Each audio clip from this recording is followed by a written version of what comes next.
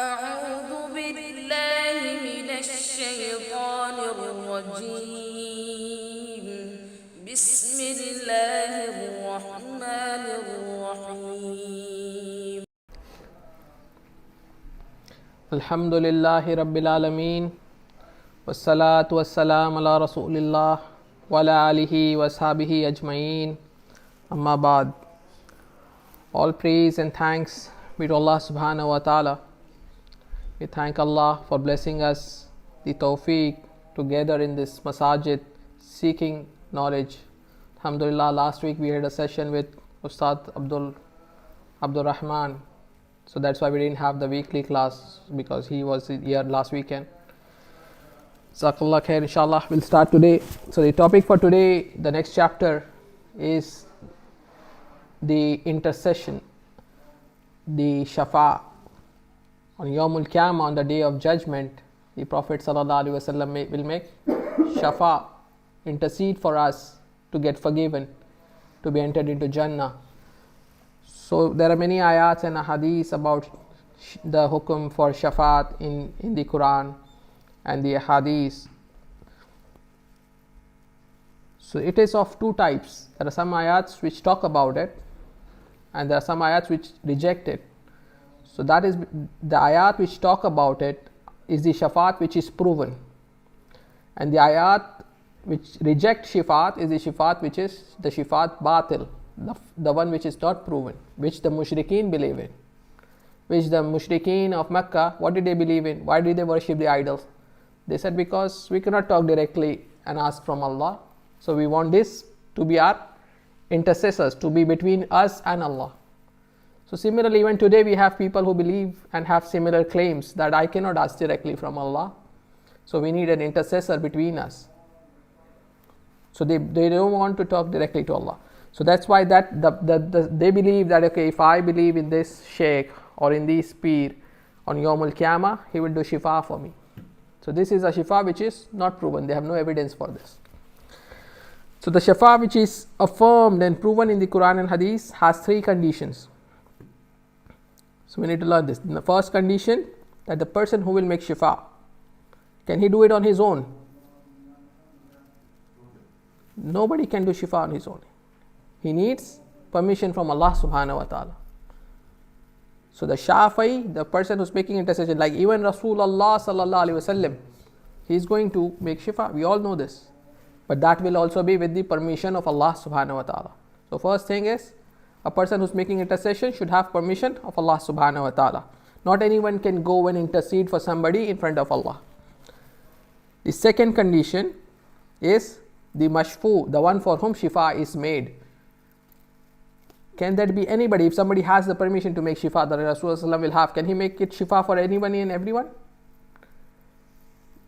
The mashfu is also with the permission of Allah subhanahu wa ta'ala. So the person who will be allowed to make shifa can make shifa only for the persons for whom he is allowed to make shifa. So even that is from the permission of Allah subhanahu wa ta'ala. And the third condition is that shifa on that day, this blessing is for whom? And we'll see the hadith which is coming on inshallah today. This blessing is only for people of Tawheed, people who believe and who live their lives according to La ilaha illallah sincerely. So anybody who has shirk involved, then he cannot get the shifa that we look for. We ask Allah subhanahu wa ta'ala to make us amongst those, and we ask Allah subhanahu wa ta'ala to help us to strive to get the shifa of Rasulullah sallallahu alaihi wasallam. Alaikum assalam wa rahmatullah.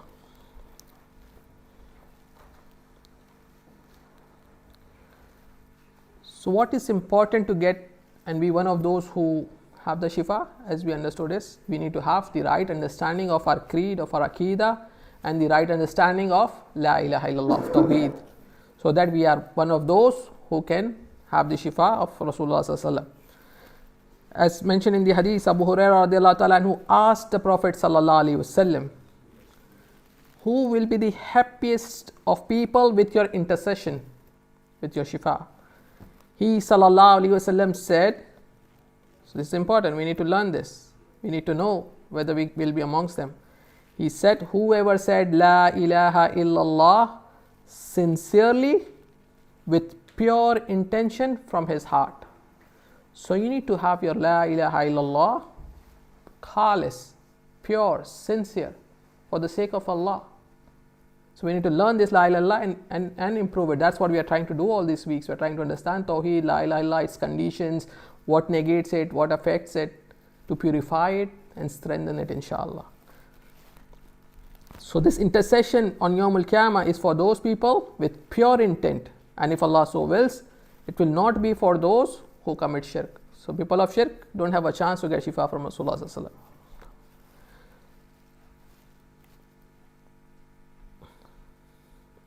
There are claims that people make about the shifa of Rasulullah sallallahu alaihi wasallam. They said, if you hold a mahfil milad on the birth of the Prophet sallallahu alaihi wasallam, on milad, if you hold or organize something, you will get the shifa of Rasulullah sallallahu alaihi wasallam.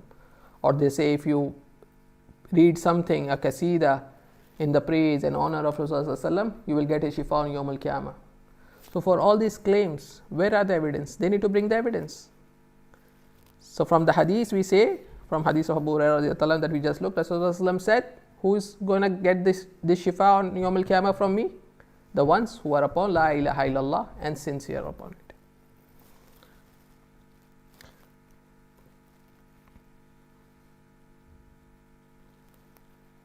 Similarly for dua, like people say we cannot make dua and ask directly from Allah subhanahu wa ta'ala. That's why we use a wasila, we use an intermediary. So we go and try to please at the grave of a wali, of a good person who has passed away, and so that he will make dua for us. We cannot ask directly from Allah. I mean, this concept itself is wrong, firstly from the evidences, from Quran and Hadith. And even if you look at from logic, even that doesn't make sense. Because Allah subhanahu wa ta'ala, you are making dua to who? You are asking from who? From Allah subhanahu wa ta'ala.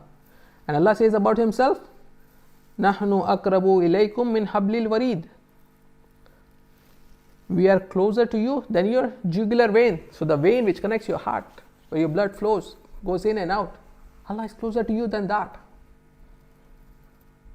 So if Allah is so close to you, and you are saying, I will not ask from Allah, I cannot ask from Allah. When Allah is telling, I am close to you, ask me, I will give you. And you are saying, no, I will go to Baghdad and do something on the grave of the saint and ask him to ask Allah. How does it even make sense? They give another example. They say, if you need something from the king, what do you need to do? You need to go to his ministers, and his ministers will talk to him and get you that. And Allah is free from all these examples. Laysa kabimithli shay. There is no one like him. But even for these examples that they quote, if the king is in your room, will you tell him, no, I will not ask you directly, I'll go to the ministers and ask him? Ask them to ask you. Doesn't make sense. May Allah bless us with the right understanding to connect directly to Allah subhanahu wa ta'ala. This is La ilaha illallah and the right understanding of La ilaha illallah. So Allah subhanahu wa ta'ala says,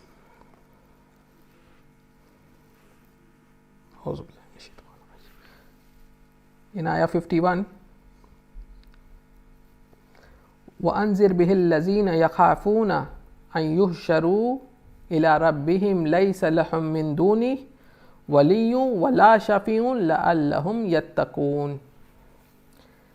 And warn therewith those who fear that they will be gathered before their Lord, when there will neither be a protector nor an intercessor for them besides him, so that they may fear Allah and keep their duty to him. So what did Allah subhanahu wa ta'ala says? See, on Yawm al-Qiyamah, people who fear Allah and warn those who fear that they will be gathered before their Lord. So we believe in Yawm al-Qiyamah, we believe we are going to stand before Allah. So this ayah is for us. When there will neither be a protector nor an intercessor for them besides him. So Allah says, besides Allah, there will nobody can protect you that day. And no one can intercede for you on that day. So that they may fear Allah and keep their duty to him. So that you fear Allah and you live a life of taqwa You avoid what Allah has prohibited. You do what Allah has commanded. The next ayah, chapter 39, ayah 44, Allah subhanahu wa ta'ala says, قُلْ لِلَّهِ الشَّفَاعَةُ جَمِيعًا. Allah subhanahu wa ta'ala says, say, to Allah belongs all intercession. So all shafa, all intercession belongs to who? Allah alone. Because without the command of Allah, nobody can intercede. So if you are going to get shifa, that is with the command of Allah subhanahu. So all shifa belongs to Allah alone. So all these fake things that people come and say, okay, you follow me and I'll do shifa for you on Yawm al-Qiyamah. Have they already got the permission from Allah subhanahu wa ta'ala to make these claims? Allah protects us from such people. And then the next part of the ayah of Ayatul Kursi. What is Ayatul Kursi? Every day, night, morning, evening we recite. After every verse we recite Ayatul Kursi. What does it say? Man zal lazi yashfahu indahu illa bi-izni. Who is he that can intercede with him except with his permission? And Prophet sallallahu alaihi wasallam informed us. So on Yawm al-Qiyamah, what will happen? Everybody is waiting for the day of judgment, for the proceedings to begin. And Allah is very angry on that day. People will go to Adam alayhi salam, people will go to Nuh alayhi salam, people will go to all the prophets. Please make shifa, please intercede with Allah to start whatever is happening, because the sun is at a very close level. So people want the proceedings to begin, and all the Anbiya will say, this is not our position today, this is not my maqam. Allah is very angry, He has never been so angry and He will never be so angry again. So even the Anbiya, Ibrahim alayhi salam, Adam alayhi salam, all of them, what will they say?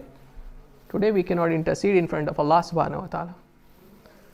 So then people will go to Muhammad sallallahu alayhi wasallam. And will Muhammad sallallahu alayhi wasallam go and start intercede for us directly? No, he needs permission. So the Prophet sallallahu alayhi wasallam said, he informed us, he will come and prostrate to his Lord and praise him. And he will not begin with the intercession first. So the Prophet sallallahu alaihi wasallam on that day will go and do sujood to Allah subhanahu wa ta'ala and say words of praise that no one has ever said before. Allah will teach him that day. Allah will put them in his heart and he will use those words to praise Allah subhanahu wa ta'ala, and it will be a wrong prostration. And then Allah subhanahu wa ta'ala will say, raise your head, speak and it will be heard, ask and you will be given, intercede and intercession will be granted. So this is Rasulullah sallallahu alaihi wasallam. He will go in sujood, he will praise Allah and Allah will give permission for him to intercede. This is a maqam, an honor that Prophet sallallahu alaihi wasallam has been given by Allah subhanahu wa ta'ala. So somebody to be able to become a shafi, to do shifa for others, this is a maqam. So the next ayah, in chapter 53, ayah 26. وَكَمْ مِنْ مَلَكٍ فِي السَّمَاوَاتِ لَا تُغْنِي شَفَاعَتُهُمْ شَيْئًا إِلَّا مِنْ بَعْدِ أَنْ يَأْذَنَ اللَّهُ لِمَنْ يَشَاءُ وَيَرْضَى. So Allah subhanahu wa ta'ala said, and there are many angels in heavens whose intercession will avail nothing except after Allah has given leave, Allah has given permission for whom He wills and pleases. So the angels, the malaika, we heard about them last week. How much they fear Allah, how much they are submissive to Allah, they never disobey Allah, they are so close to Allah, they are so numerous. They will have permission to intercede. But even they cannot benefit or use the permission to intercede for anyone and everyone, only for the one whom Allah is pleased with.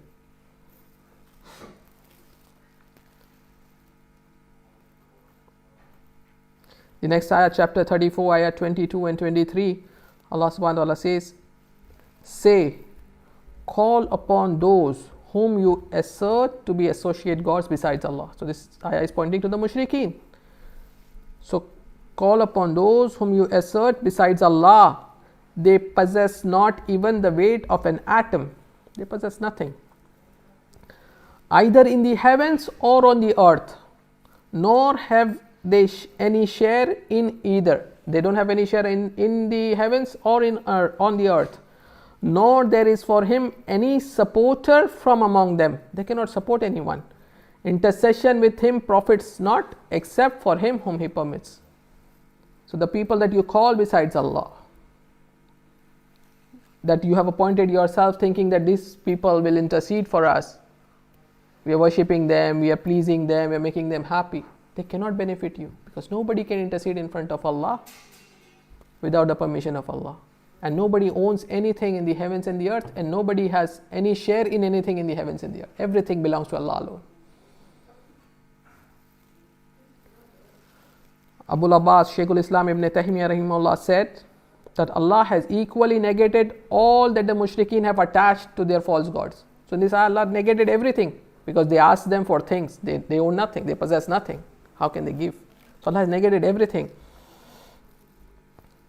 For He has negated that anyone has any dominion on any share of it besides Him, or that there is any assistant to Allah. So Allah has negated all this, that they believe about the people that they worship, people or whatever they worship, and that there is nothing to remain except intercession. It is clear that there will be no benefit to anyone except for who has been granted permission by the Lord. As He said, they will not be able to intercede except for him with whom He is pleased. So anybody who can do shifa is only with the permission of Allah, and shifa for whom? For the one with whom Allah is pleased. So you need to make those efforts that Allah is pleased with you, for you to get the shifa of Rasulullah sallallahu alaihi wasallam. And for this reason, the intercession that the mushrikeen believe in, that if I go and get close to this saint, or I follow this Shaykh, or I follow this Peer, he will intercede for me on Day of Judgment, I don't have to do any deeds, any good deeds, he will take care of me. All this is batil. There is no proof for this. So it is Allah who is above all imperfections, Allah subhanahu wa ta'ala alone, who owns shifa, and He favors the people who are sincere in their worship, and He forgives them through the medium of shifa, through the medium of invocation of whoever, be it Rasulullah sallallahu alaihi wasallam or the angels.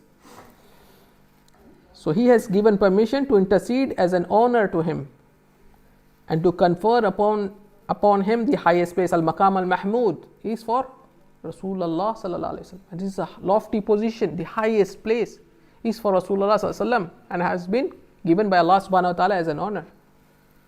So the Prophet sallallahu alaihi wasallam will do shifa of different types that the scholars have brought in. He will do shifa for people to be forgiven for their sins and to enter Jannah, to be saved from the fire.